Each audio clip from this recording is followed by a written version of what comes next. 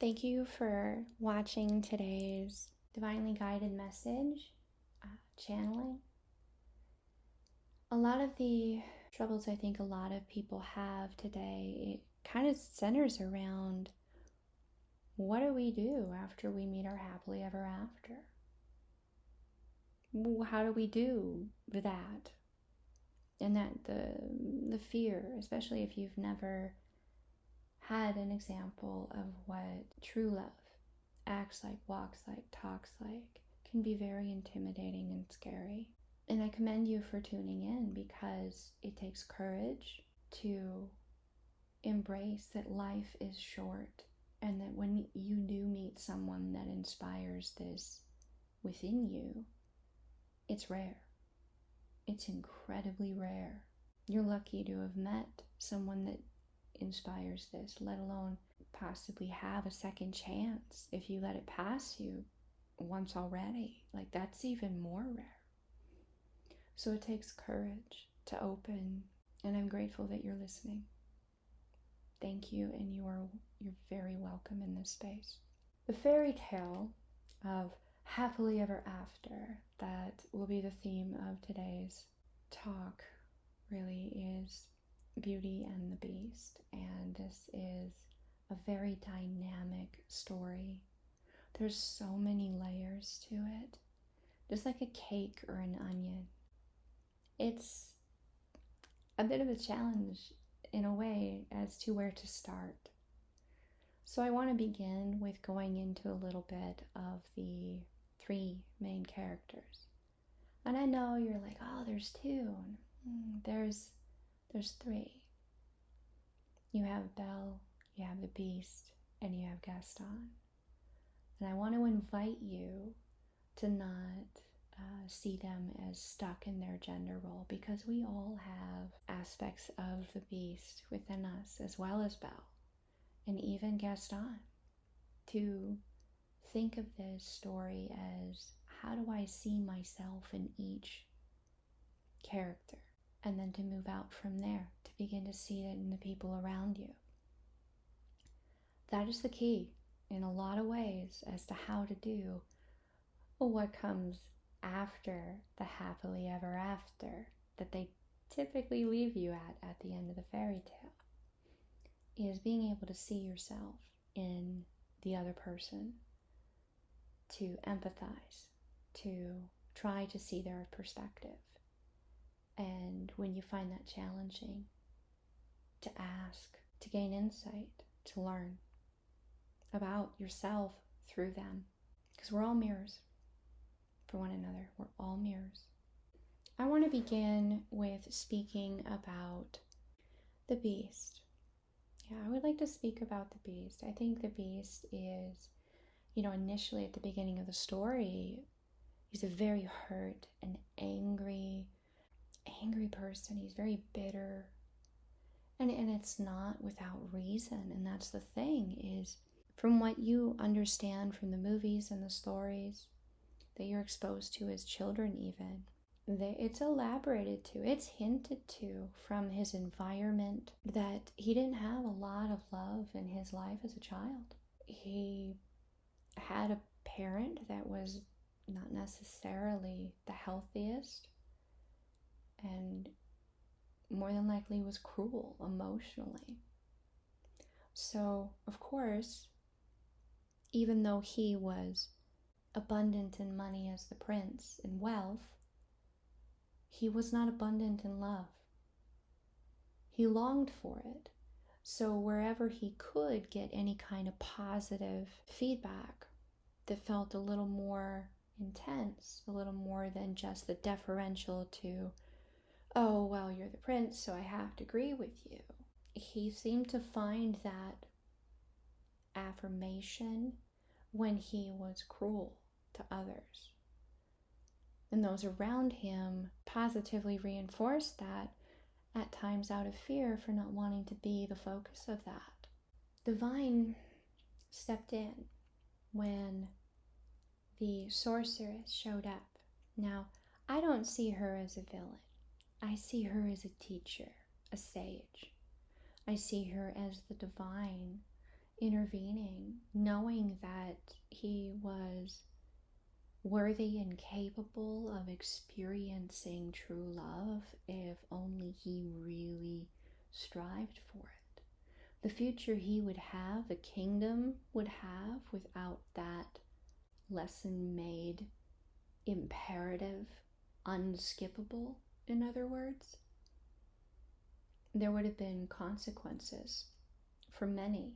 So the divine intervened. She showed up and she just wanted some kindness. So she came to him just looking for a warm place to stay. And he seeking that approval, that validation in the dynamic that he had become comfortable with his court, his subjects. He mocked her and turned her away, and she cursed him and all of his subjects. So the divine was not just teaching him, she was teaching all of those around him. In this, it is their karma. She was the karmic in this dynamic. But she didn't stick around herself. The curse that was laid upon all of them stayed long after she left. She left behind a magically enchanted rose that when every petal had fallen, if he had not loved another and they loved him unconditionally and kind back, that they would all remain as they were. The rose is such a iconic symbol of love because a natural rose has thorns.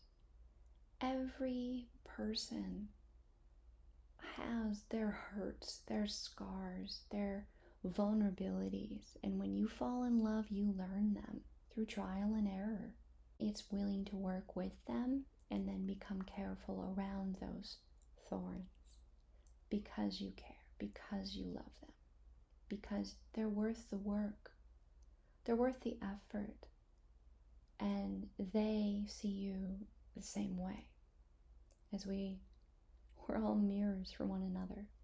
And this person is that for you, or you wouldn't be as drawn to them without quite understanding why. They mirror you intuitively on so many levels. You speak without ever saying words. There's so much that you say without saying anything, and they're the only person you have that with. So you, more than likely, will be able to trust them with more of you than anyone else. You'll be able to love more wholly, completely one another than anyone else. And that's intimidating. That is intimidating. But life is short. So let's help that not be so intimidating. Especially if you find yourself in a position where you don't know what love, actual, true, selfless, unconditional love, acts like, walks like, talks like. It's a learning experience for everyone who experiences it. Even if they were lucky enough to have had an example, they know what they're missing. They know that they want their version, their unique version. So I would like to move into Belle and kind of go over like the back story for Belle. This is before they meet. Belle, in the time that this story is set in, she is a very unconventional girl.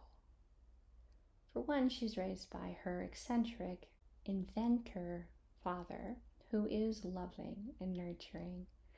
And she does take care of him quite a bit because he gets so lost in all of the excitement going on in his mind. Very intelligent, and she's probably learned a lot from him. Her hunger for knowledge is probably inspired by him. And she looks around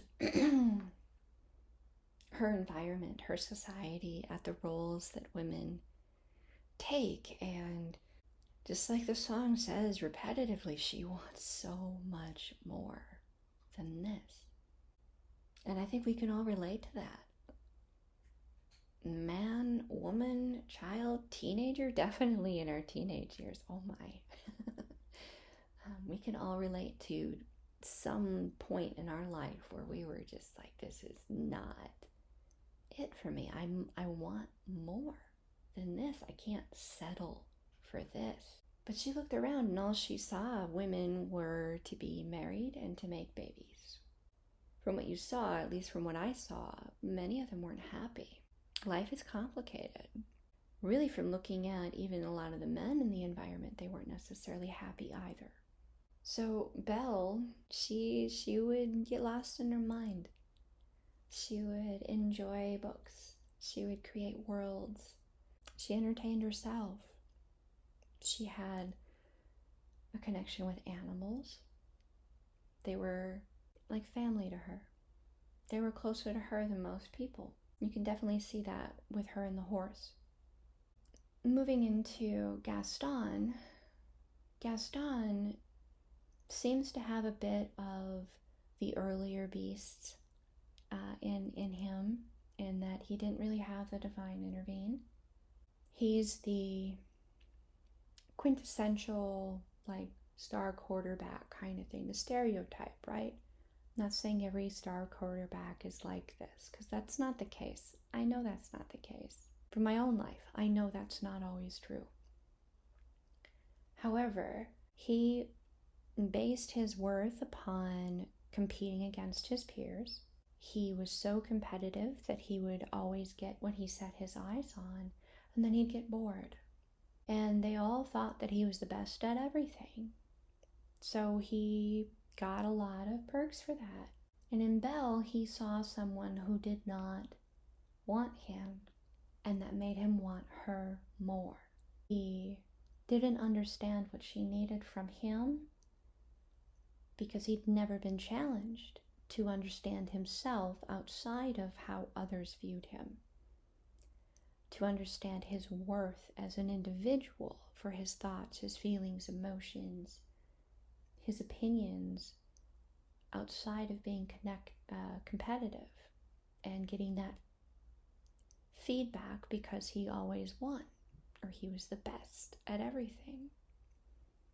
That became who he was, and she wanted to know who he really was when he wasn't winning everything, when the people around him weren't fawning over him because he was the best at everything.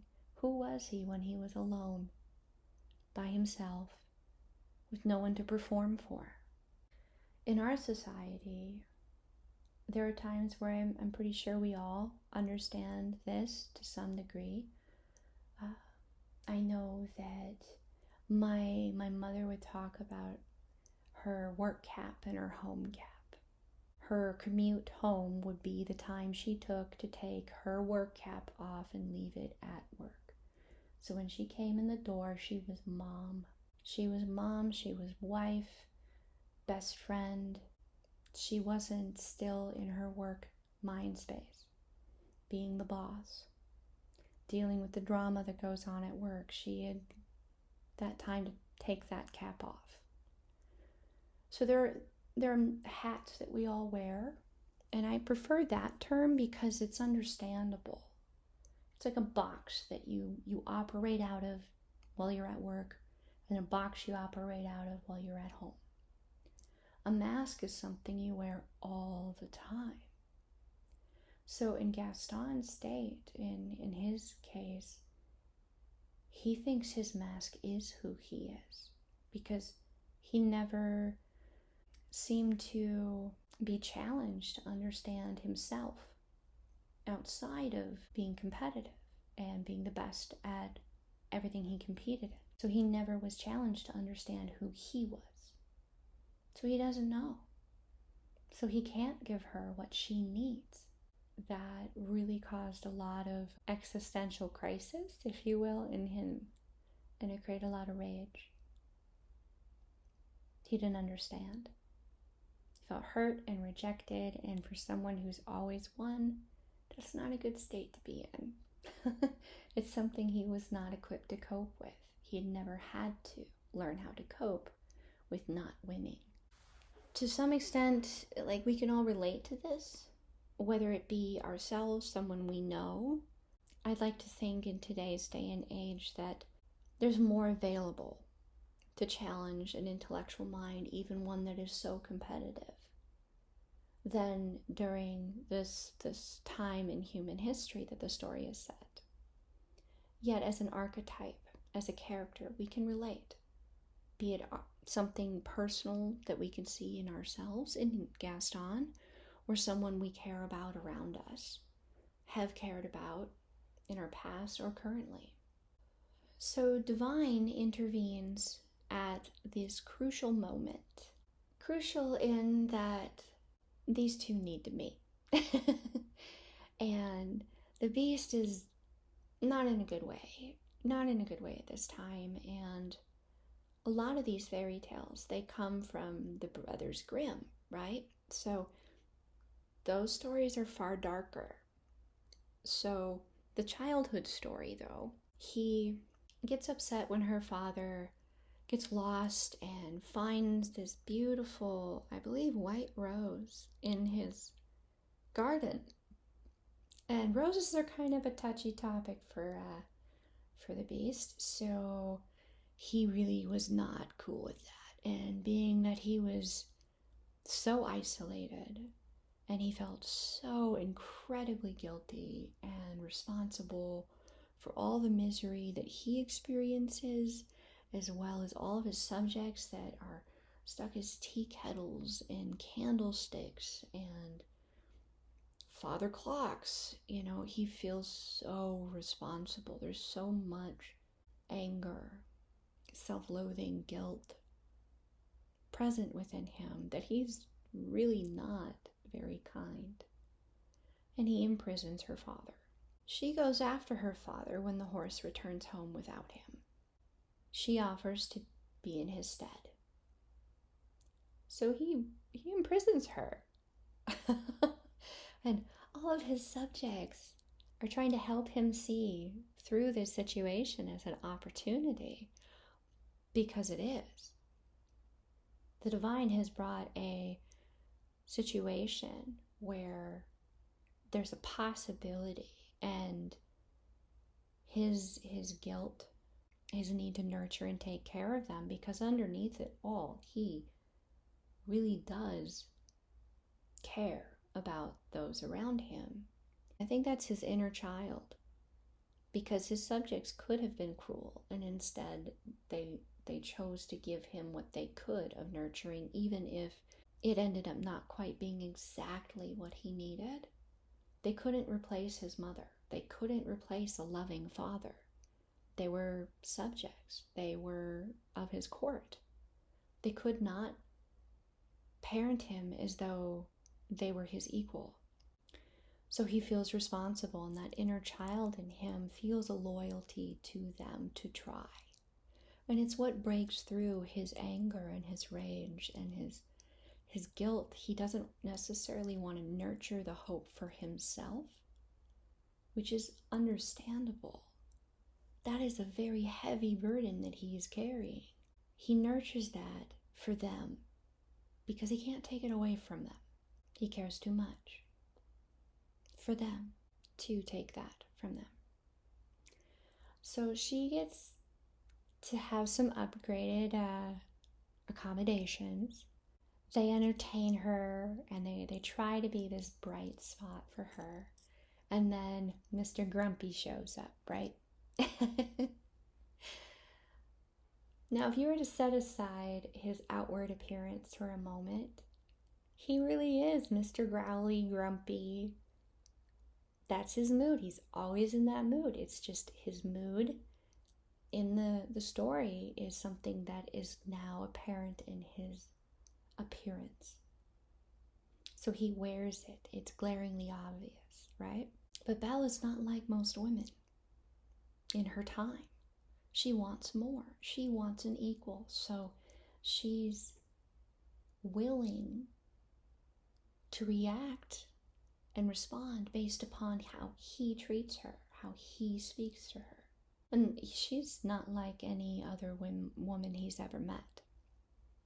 So she's not responding like he remembers women responding to him, and he just chalks it up to him looking like he does. And why would she ever care for him? And she's going to assume the worst, because why wouldn't she?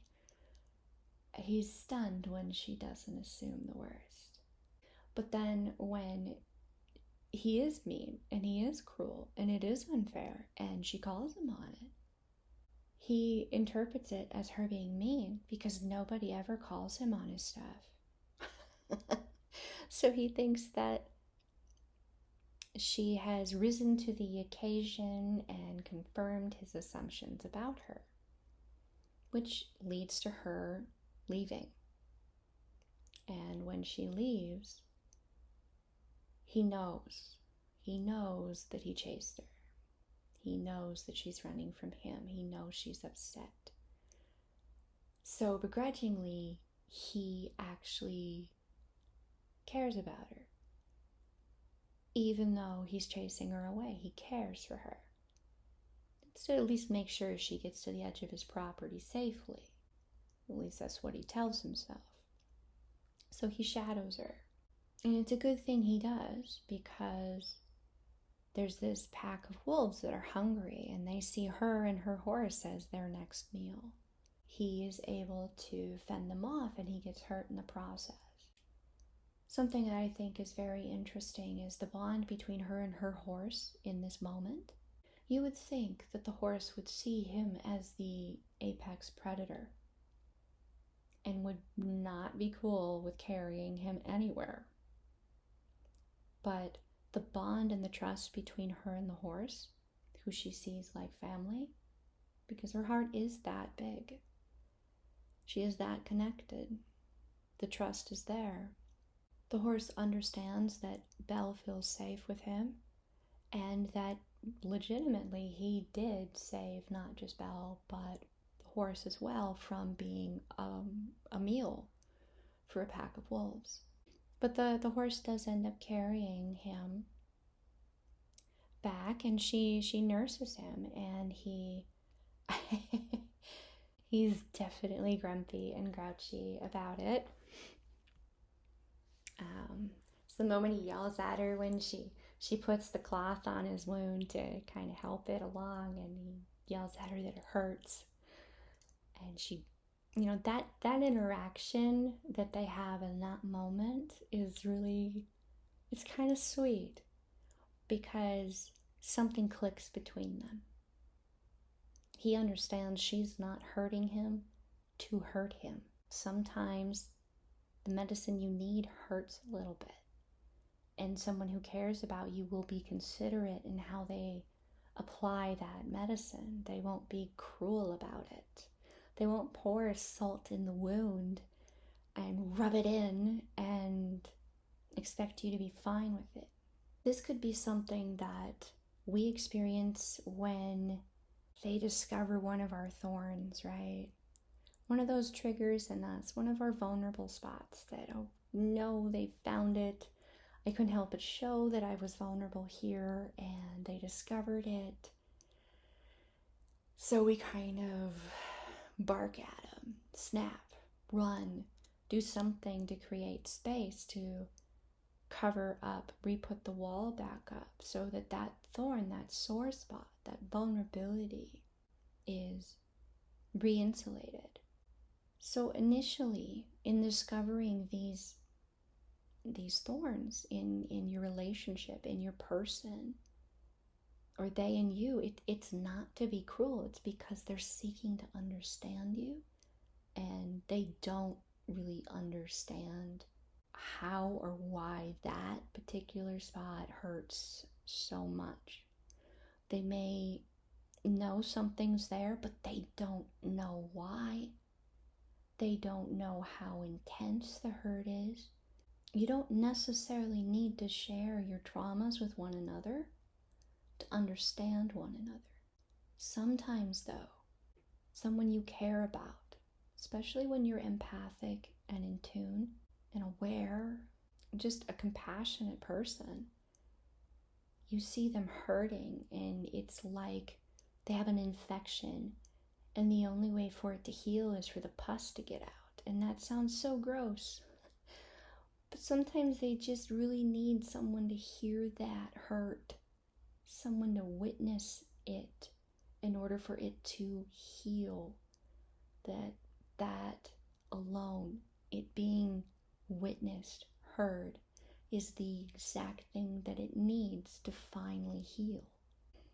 So when someone you care about like this, that communicates with you like that, with conversations without needing words, kind of connection, when they do speak, it's because they want to understand how to care better for you.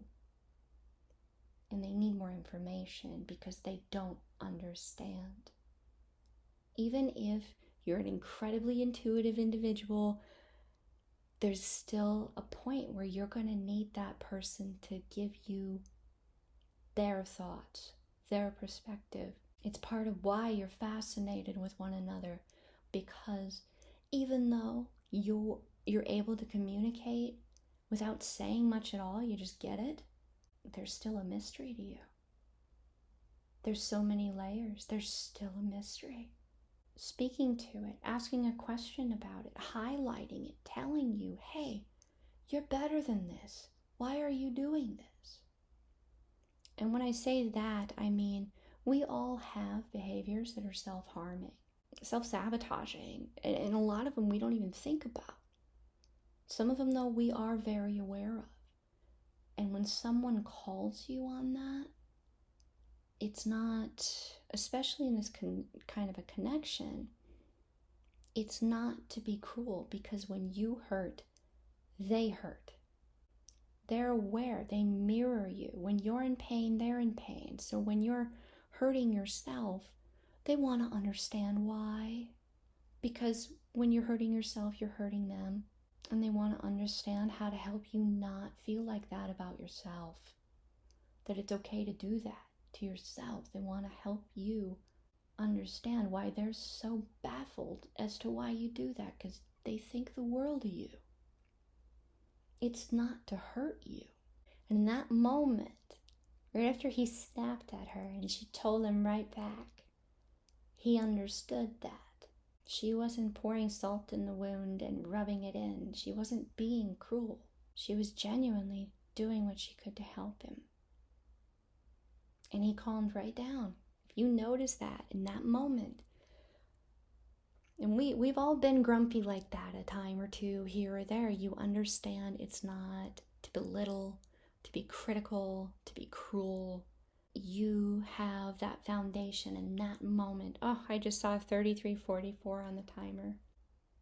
That moment is one of the first major moments where you begin to stop thinking in happily ever, here's the script, here's what I'm supposed to do. This is when you're genuinely owning your own story in this moment. It's a major breakthrough. Realizing that the other person doesn't mean to hurt you. It's never their intention. That is a huge moment. From there, they kind of move into this period of time where they're getting to know one another. And her curiosity and her intellect and absolute fascination with how many books he has, and the two of them reading and learning and talking about what they read, and all of these things is getting to know one another as individuals. And he begins to genuinely care about her enough that when she worries about her father, because she took care of her father, she took care of him, that he cares enough that he decides to let her go. In that moment, he loved her without condition. He wanted her to be happy, that she needed more than him to be happy. She needed to still have that connection to her father while she could. So he let her go. Boy, did that just, wow. He got so sad and bummed and moped around, and everybody in the castle was bummed. They were so hopeful, and like just like this air of depression comes over, his people, his court, his castle. And there's not many petals left on the rose. So Belle goes home, and she finds her father having been raving about the beast, having been basically labeled as crazy. She shows up backing it up, and Gaston, he imprisons her as well, and they all go to march on this castle because how dare she choose a beast over him. He found his ultimate competition, and he's got all of his followers behind him ready to take out this paranormal beast, right? So he's at this point, like, he's kind of lost to himself. And once he stepped into that state of getting everyone motivated, he couldn't back out of it. He had to continue forward because he started it. That's how he felt. He became that point of the spear, and all their energy focused on him as their leader. So all of their focus was to him making the decisions for all of them. Now they show up and they start trashing the castle, and of course the castle fights back. Wardrobe, candlestick, tea kettle and all. She picks the lock. Her dad and her pick the lock, and they get out, and she goes after the crowd to get to the beast to try to warn him. Of course they could pick the lock. He's an inventor. Like, locks back then were probably ridiculously easy to pick. So she gets there, and he's not even fighting. He's not. He's completely given up. Gaston is drunk on his power, and because the beast is different, he looks at him like an animal, not a person. Is completely content with mounting him on his wall, as he's a hunter, and he brags about these things in one of the scenes. But then Belle shows up and calls out to him, and he hears her, and he understands that she does not want him to give up, that she cares, that she came back. So he fights back. And Gaston ends up in a pretty precarious situation. Like, the beast doesn't actually want Gaston to die. He doesn't. He just wants him to stop attacking him. But Gaston, in an attempt to take out the beast, ends up dangling over the edge, and the beast tries to keep him from falling. But Gaston can't hold on, and he loses his grip and falls and dies. More than likely. They don't actually show that part, which is fair. It's a child's movie. But it's definitely implied. They're pretty high up. He just is gone. And she gets to him, and they're on the balcony, like right outside the room where he keeps this enchanted rose in its case. And she's crying over him, and she admits that she loves him just before the last petal falls. His most vulnerable space is in that glass case, the focal point of his pain. All of the rooms around it, all the memories, all the torn paintings of family, and just layers of depression and self-deprecation. His most painful space. And she's there telling him she loves him. And it falls right after. And it breaks the spell. And he's not hurt anymore. He's healed. He's reverted back to his human appearance, his more refined appearance. And he knows what happened. He knows what they have. Now, as this prince, he is now abundant in money, wealth, possession, but he knows what truly matters is her, is the love between them. that they nurture, that they work on, that she's his best friend, that she's the person he's safe with, that all of the people in his court don't see him as the villain. They all rallied around him to support him in healing. Yes, because they wanted to heal themselves. There's a moment where the candlestick and the French duster, like, it's apparent they're in love. And now, like, they want to be together again. They pull together as a group to support him in healing, and it heals them.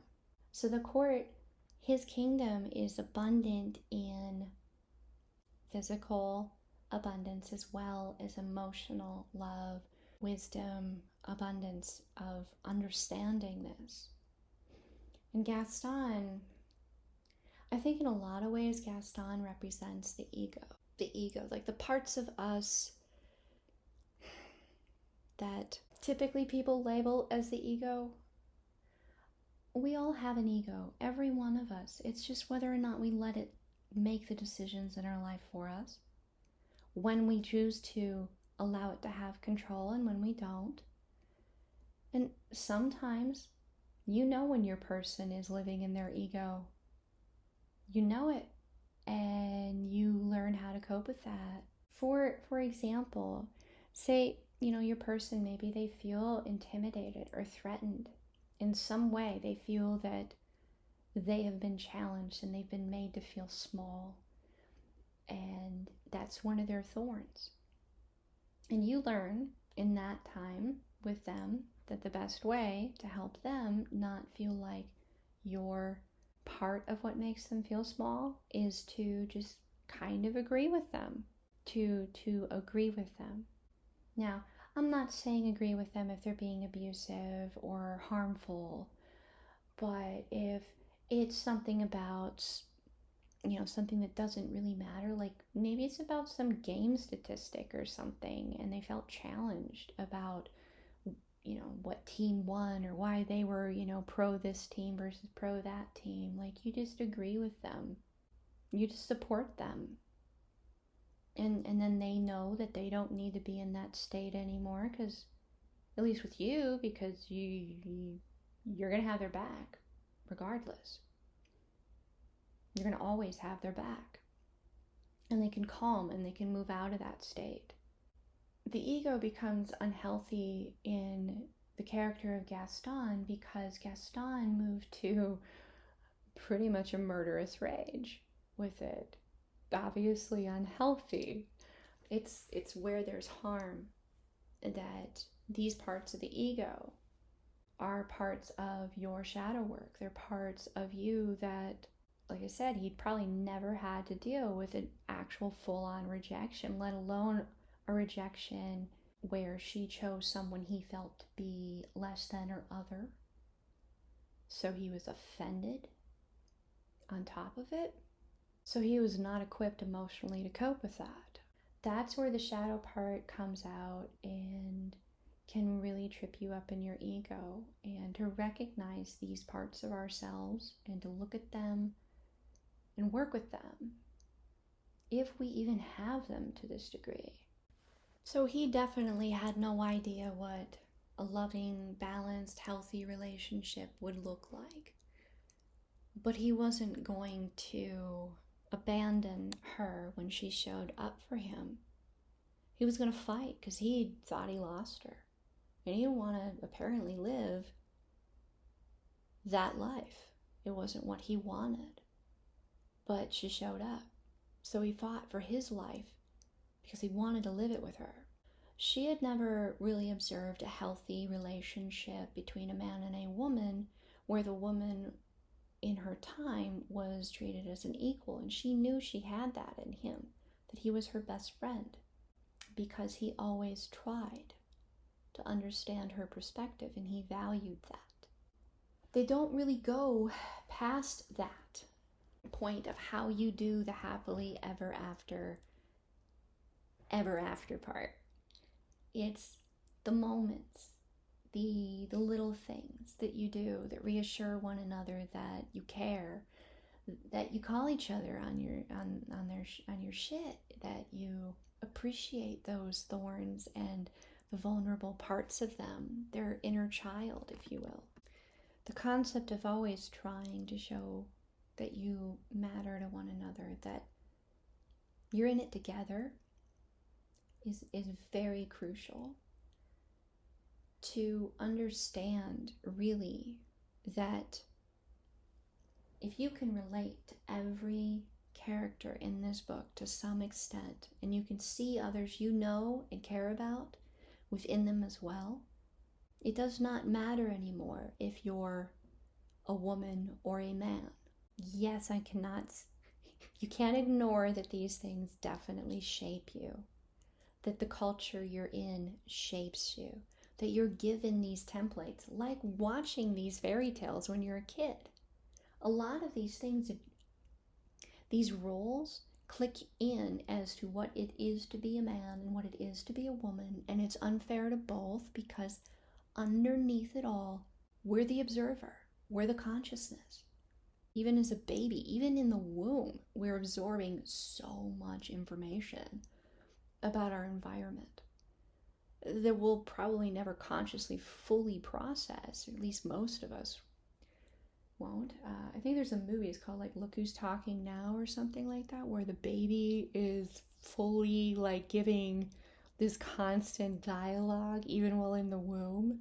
Oh, so many funny moments. Definitely comedy, comedic genius in that at times.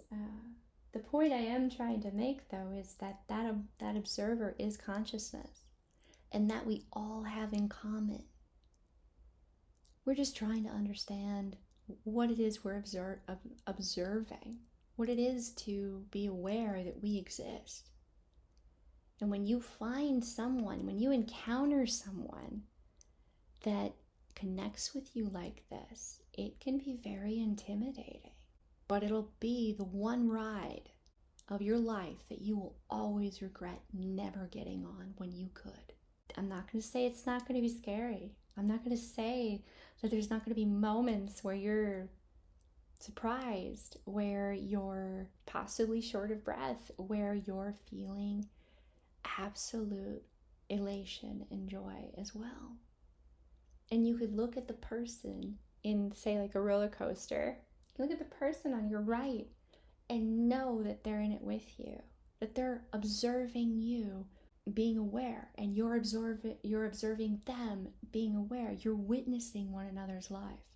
You don't necessarily find someone that can fully appreciate all of the nuances that are capable, aside from being purely just spirit, and this person, because you are so in tune with one another. Even if you don't understand why, you just are. You don't have to say anything.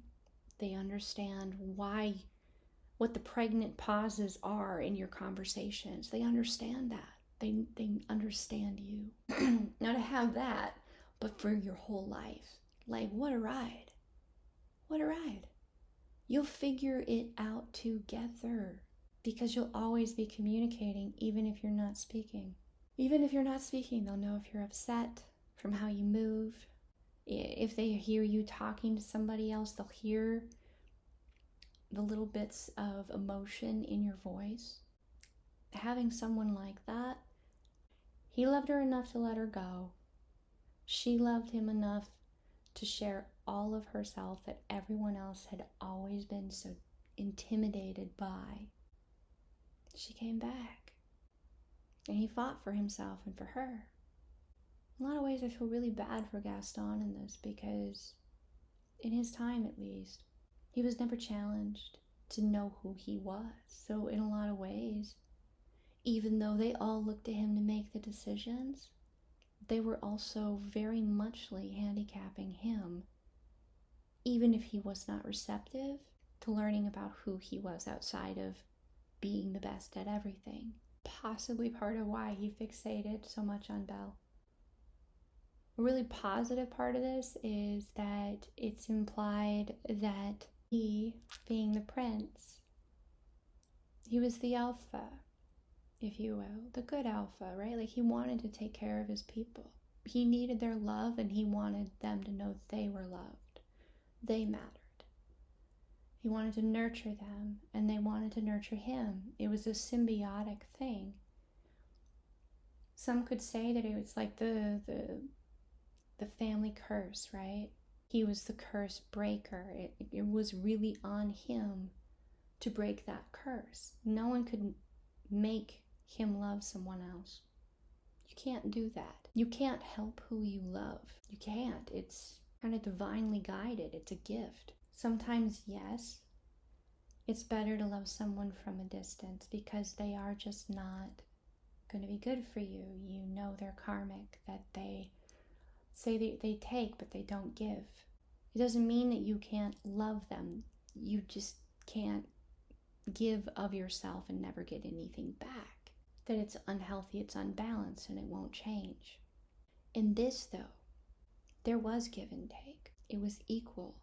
Neither one of them was okay with the other not being alive, not being part of their world, and not being aware of that and sharing in it. Neither one was okay with thinking that the other didn't think that they mattered. That wasn't okay for them.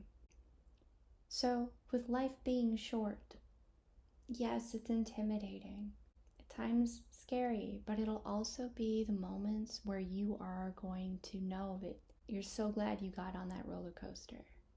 And you got those pictures at the end, right? And you can go again and again and again and again. And you can make fun of each other's faces, and a couple of them maybe even frame and keep and look at them and go, wow, remember that time we did this?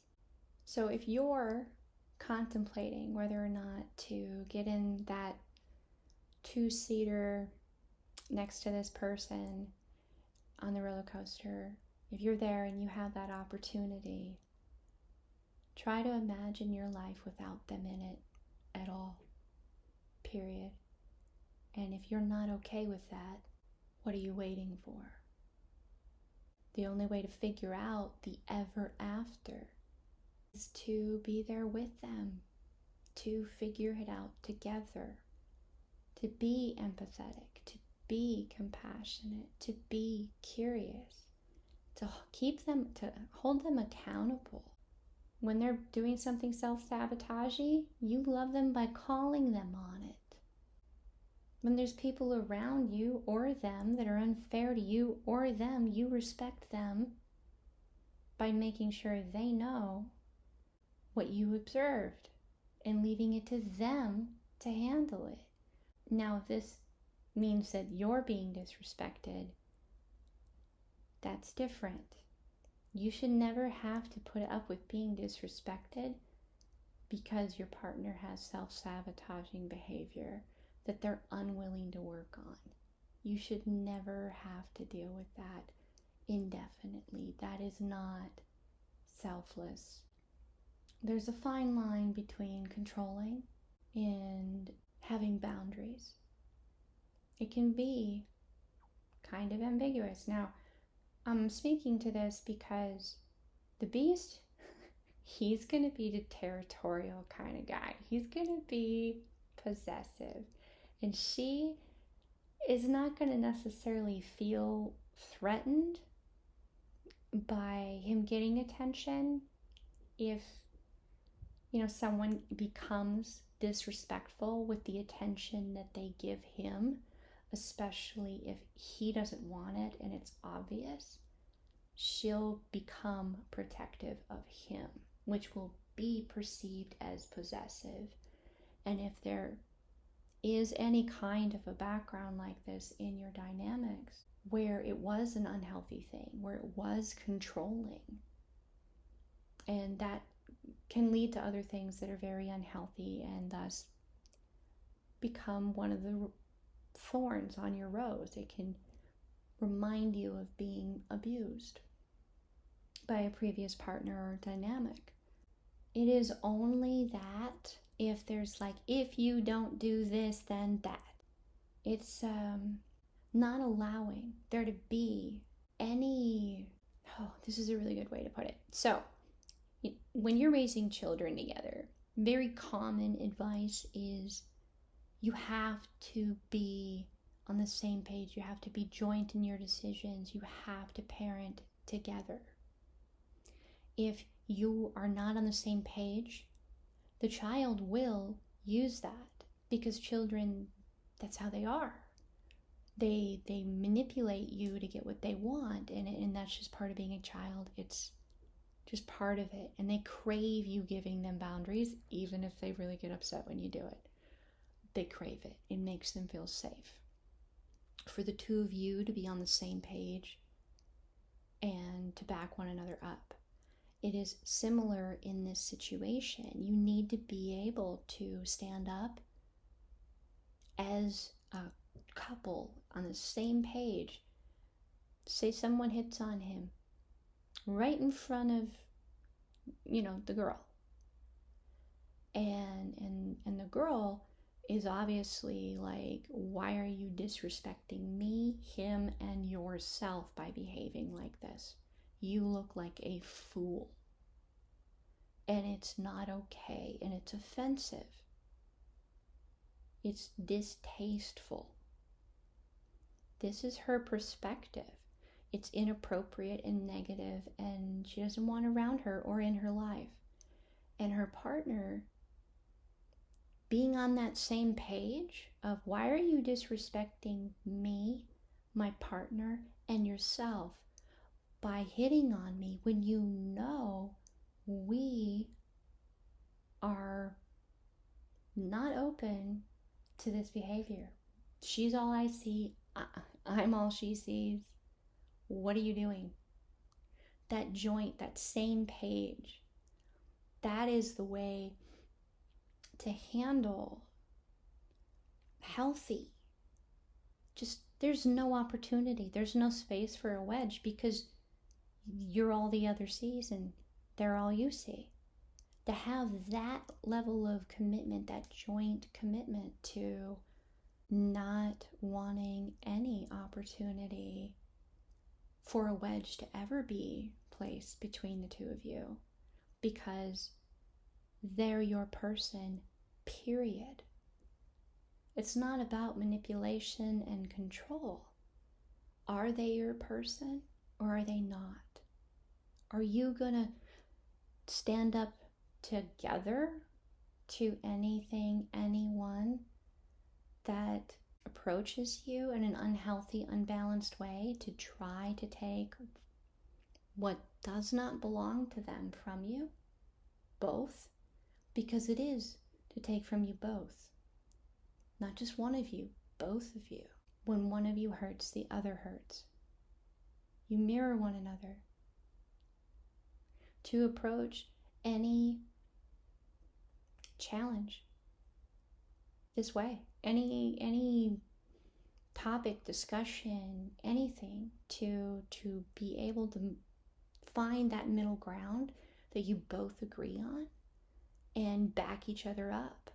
Now, this being said, I could easily hear some people having a very valid point of, well, what if, I have a split family kind of a situation, or blended, where I have, one party has a couple kids and the other party has a couple kids, and wow, that could really create a lot of friction. And you're right, it can. And I'm speaking from experience here. I grew up in a blended family, and it does cause conflict because, depending on when the blending occurred, sometimes these children are not in their formative years anymore, and they don't understand the new parents' love language. So they misinterpret, or there's just so many layers to it. It's so complicated. What I will say, as a couple in that dynamic, what I observed was, when it came to my mom, my mother, she always had final say on anything. My dad was to defer to her because she was the primary parent. And it was very rare that was something that really needed to be demonstrated, because they were so on the same page most of the time. They talked a lot. They knew each other really well. And they had a lot of these conversations when we weren't aware. We weren't privy to it. It was private. It was between them. And it was the same with my dad and his sons. He always had the final say. She deferred to him because he was the primary parent to his boys, and she was the primary parent to me and my sister. And I did observe that dynamic survive so many attempts to drive wedges from so many outside influences. They always made it a point to understand one another and agree upon middle ground and act from there. They may have had a hiccup or two here and there.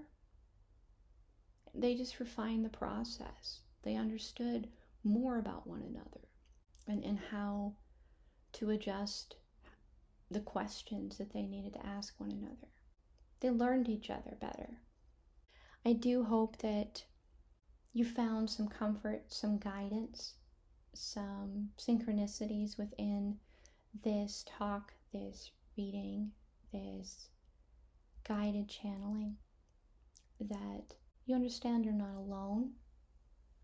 There's a lot of people in this situation in our world right now because many of us are at a disadvantage. We don't really have an understanding because we don't have an example of what real life, unconditional romantic love looks like, acts like, walks like, talks like. It's understanding the other person isn't perfect, but they're perfectly imperfect for you. They wouldn't be perfectly imperfect for another person, but they are for you. I know it sounds corny, but it's true. There's a reason it sticks, because it's true. And the biggest part is you always try, you always fight for one another. You always humble yourself, you set your ego down because they matter more than your being right. Understanding them matters more than being right. You tame that inner beast when you do that. And that is a huge affirmation of being loved. It is rare for that to be something that you push one another to, but when it does happen, the healing that occurs in both of you is profound. Thank you very much for listening. I am incredibly grateful to each and every one of you. I am very grateful to be the channel for these messages, as every experience I've had in my life has led to the culmination of being able to be this channel. The divine in me honors the divine in you. Namaste.